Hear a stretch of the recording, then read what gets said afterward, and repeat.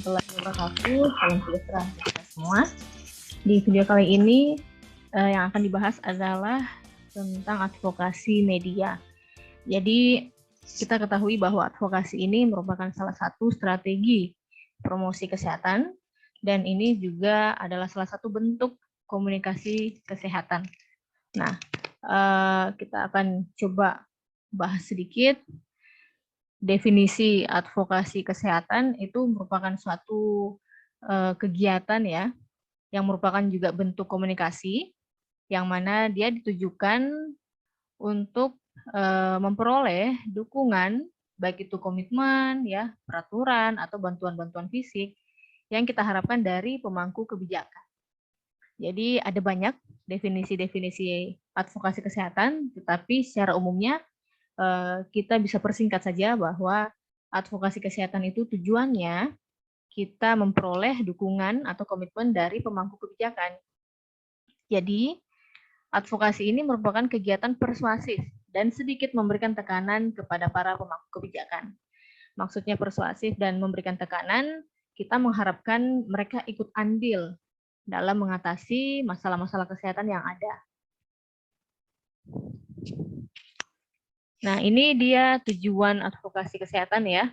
Tujuan utamanya yang lingkaran besar ini, kita mengharapkan adanya komitmen ya dan dukungan, baik itu kebijakan, sumber daya, ya, kemudahan untuk akses, atau keikutsertaan mereka untuk turun langsung di program, maka itu lebih baik. Nah, yang kita harapkan di sini, pertama-tama, jadi kurang lebih alurnya seperti ini ya. Ketika kita melakukan advokasi, maka kita menimbulkan atau mendorong adanya pemahaman kepada si pemangku kebijakan. Jadi mereka harus sadar bahwa di wilayahnya mereka nih, itu ada masalah kesehatan yang juga harus diperhatikan. Nah, kalau mereka sudah ada pemahaman, sudah ada kesadaran, nah di sini nanti akan muncul ketertarikan nih. Jadi mereka mulai tertarik untuk mengatasi masalah tersebut. Kalau sudah tertarik, kita dukung lagi mereka, kita dorong lagi supaya ada kemauan dan kepedulian. Kalau sudah ada kemauan, maka biasanya mereka akan menawarkan alternatif solusi. Kalau mereka tidak menawarkan, maka kitalah yang menawarkan solusi. Jadi disitulah kita mengadvokasi. Nah, kalau sudah ada kepedulian, di sini kita harapkan ada tindakan nyata. Jadi solusi tadi yang kita keluarkan itu diterapkan, dilaksanakan. Jadi berlanjut lagi sampai adanya tindak lanjut. Misalnya nih, ketika kita mengadvokasi, meminta pembentukan KTR di suatu sekolah atau di suatu tempat kerja misalnya, kalau misalnya KTR-nya sudah ada, maka sudah sampai di sini ya, sudah ada tindakan nyata, maka harus ada tindak lanjut. Jadi ada follow up-nya terus-menerus. Jadi tidak hanya sampai ada KTR, kemudian mungkin KTR-nya tidak diterapkan, ya, kawasan tanpa rokoknya hanya sebagai peraturan, tapi tidak ada penerapan yang lebih lanjut. Makanya di sini ada satu lingkaran yang menuliskan bahwa kita harapkan adanya tindak lanjut.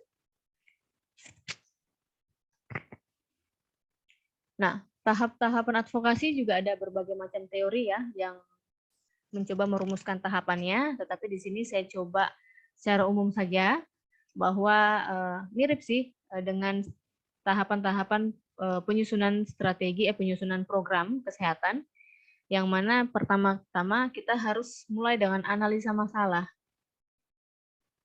Jadi ini bekalnya kita nih untuk menyusun program, untuk advokasi, kita harus punya dasarnya dulu.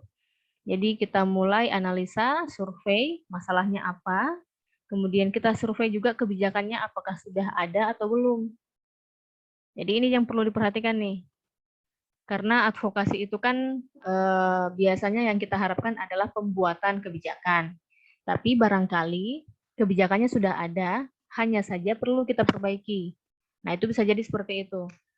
Jadi jangan sampai kita maju sampai ke pemangku kebijakan nih, misalnya sampai Pak Lurah lah, si wali kota atau gubernur. Tapi ternyata apa yang kita advokasikan itu sudah ada kebijakannya. Nah, itu kan jadi malu sendiri.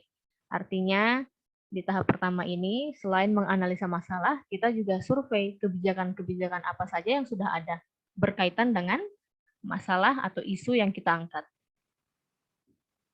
Kemudian pembentukan tim ini penting ya, apakah di awal atau di langkah kedua ini bebas saja. Yang pada intinya kita harus ada tim. Kemudian kalau timnya sudah terbentuk dengan tugasnya masing-masing, maka kita masuk di tahap menentukan isu strategis yang diangkat. Jadi di analisa masalah bisa jadi ada banyak hal. Nah, di poin nomor 3 kita sudah harus lebih spesifik. Kalau sudah spesifik, maka kita mulailah merumuskan bagaimana tahapan-tahapannya kita nih, langkah-langkahnya untuk melakukan proses advokasi itu. Misalnya kita mulai dengan membuat materi yang akan dipaparkan pada saat advokasi, kemudian menentukan siapa nanti yang akan maju melakukan advokasi, ya. Kemudian siapa yang bertugas menemui atau mengatur janji pertemuan dengan pemangku kebijakan. Nah, itu langkah-langkah yang harus dirumuskan di sini. Lalu yang penting juga, ini kemitraan. Jadi jejaring harus ada ya. Tadi di awal video saya menyebutkan bahwa ini adalah salah satu strategi Promgas, yang mana teman-teman juga tahu strategi Promgas salah satunya adalah advokasi dan kemitraan. Jadi ketika melakukan advokasi, maka kita juga harus mencari pendukung atau jejaring. Semakin banyak yang peduli dengan isu yang kita angkat, maka akan semakin kuat kita punya pergerakan. Secara tidak langsung, itu juga menjadi tekanan untuk si pemangku kebijakan. Artinya, ketika kita datang, kemudian kita membawa beberapa kelompok-kelompok masyarakat, beberapa kelompok komunitas, ya, atau jejaring-jejaring yang lain, si pemangku kebijakan itu akan merasa tertekan. Juga dia akan merasakan bahwa ternyata masalah ini penting.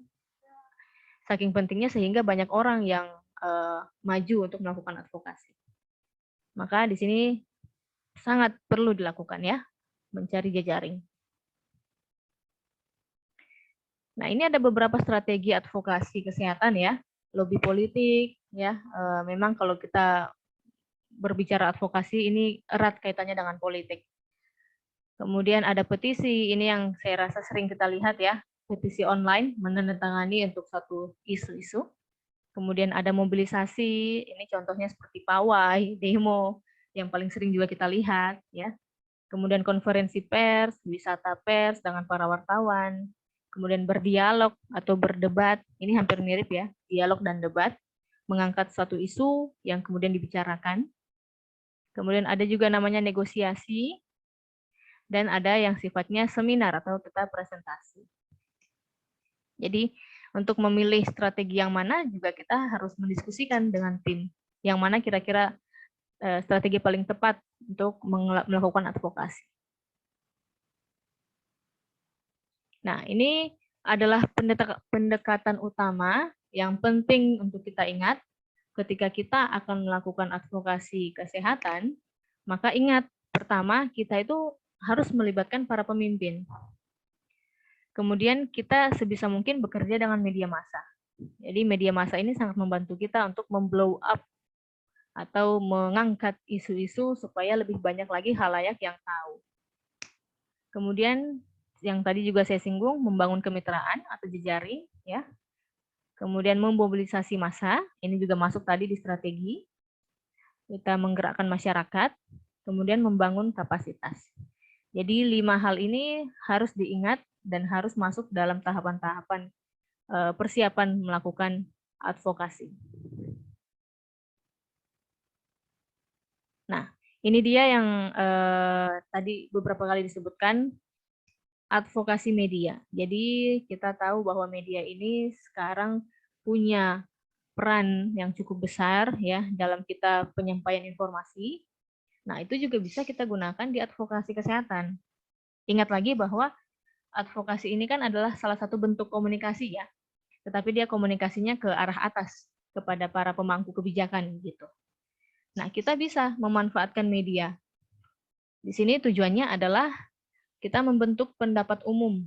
Jadi masyarakat-masyarakat juga paham bahwa apa yang kita advokasikan ini adalah hal yang penting. Jadi dengan adanya pembentukan pendapat umum, maka menjadi kekuatan juga untuk kita, ada dorongan, ada bantuan dari masyarakat. Nah, dengan adanya advokasi media, di sini kita menstimulasi peliputan media secara luas untuk membentuk ulang debat publik dan meningkatkan dukungan masyarakat bagi kebijakan publik yang efektif dalam masalah kesehatan masyarakat. Artinya, kita menstimulasi media-media yang kiranya dapat menjangkau masyarakat dan juga menjangkau pemangku kebijakan. Jadi media yang bisa kita gunakan tidak harus selalu media yang sifatnya nasional atau media yang besar. Misalnya televisi atau radio ya. Itu kita paham bahwa biayanya tentu agak besar. Jadi penentuan media apa yang akan kita gunakan di advokasi itu juga lagi-lagi harus kita sesuaikan dengan sasarannya. Kita ada di lingkup mana, kemudian lihatlah lingkup itu kira-kira media apa yang paling kuat di situ. Jadi kalau memang targetnya nasional, maka kita gunakan yang sifatnya nasional. Tapi kalau dia target advokasinya masih skala kecil, maka bisalah kita gunakan mungkin jika di daerah itu masih menggunakan koran, ya kita gunakan koran. Disesuaikan dengan target dan juga lokasi sasaran advokasinya. Nah, itu dia sedikit penjelasan mengenai advokasi di bidang kesehatan ya, bagaimana strateginya, bagaimana teknik, dan juga bagaimana peran media dalam advokasi kesehatan. Kurang dan lebihnya mohon dimaafkan, semoga dapat membantu. Wassalamualaikum warahmatullahi wabarakatuh. Salam sehat untuk kita semua.